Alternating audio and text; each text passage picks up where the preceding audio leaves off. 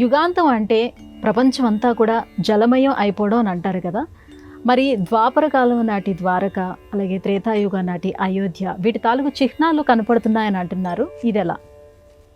వ్యక్తావ్యక్తమిదం న కించిదభవత్ ప్రాకృత ప్రక్షయే మాయాయాం గుణసామ్య రుద్ధ వికృతౌ త్వయా గతాయాలయం no మృత్యుంచ తథామృతంచ సమభు no నరాత్రే స్థితిః తత్రైకత్వమశిష్యథా కిల పరానంద ప్రకాశాత్మనా అంటూ నారాయణీయంలో ప్రళయకాల పరిస్థితిని వర్ణించాడు. ప్రపంచమంతా జలమయమయ్యేది యుగాంతంలో కాదు, ప్రళయకాలంలో, కల్పాంతంలో. కల్పానికి యుగానికి తేడా ఏమిటి అంటే 4 యుగాలు కలిస్తే ఒక చతుర్యుగం, 71 చతుర్యుగాలు గడిస్తే ఒక మన్వంతరం, 14 మన్వంతరాలు గడిస్తే ఒక కల్పం. ఇలాంటి కల్పాలు 2 అయితే బ్రహ్మదేవుడికి ఒక రోజు. ఇలాంటి రోజులు 365 అయితే ఆయనకు ఒక సంవత్సరం. ఇలాంటి సంవత్సరాలు 100 అయితే ఆయన ఆయు ప్రమాణం ముగిసి ఇంకొక బ్రహ్మదేవుడు వస్తాడు. కల్పాంతంలో అంతా ప్రపంచమంతా జలమయమవుతుంది. యుగాంతంలో ఏ దినమున వైకుంఠుడు మేదినిపై దాల్చినట్టి మేను వదలినాడా దినమున అశుభ ప్రతిపాదకమగు కలియుగంబు ప్రాప్తం వయ్యన్ అని భాగవతంలో కలియుగం ఎప్పుడు ప్రారంభమైందో చెప్పడం జరిగింది. అంతకుముందు ద్వాపర యుగం.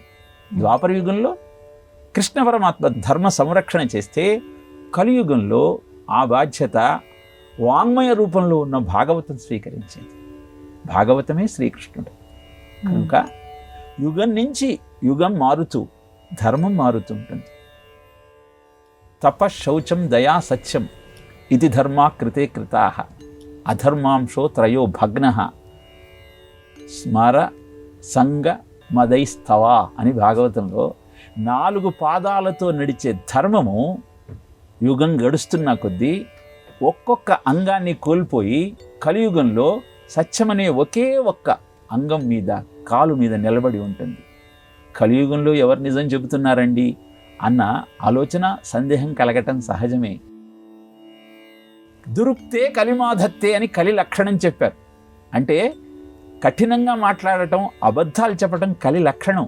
సత్యం మాట్లాడుతున్న వాళ్ళ యొక్క ప్రాణం తీయటం, అవస్థలు పెట్టడం అతని లక్షణం.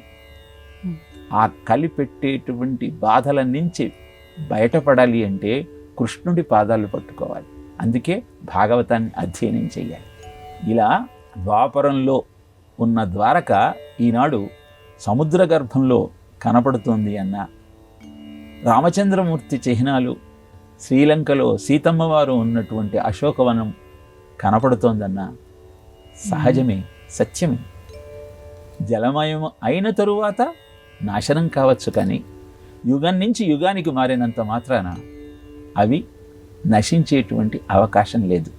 అందుకే సముద్ర గర్భంలో ఉన్న ద్వారక, శ్రీలంకలో ఉన్న అశోకవనము, ఇవన్నీ రామాయణము, భారతము సత్యమే అని చెప్పి రుజువులుగా స్వీకరించి ఆ రాముడు చూపిన బాటలో కృష్ణుడు ఇచ్చిన సందేశాన్ని గ్రహిస్తూ జీవితాన్ని ముందుకు నడిపించుకునే ప్రయత్నం చేద్దాం.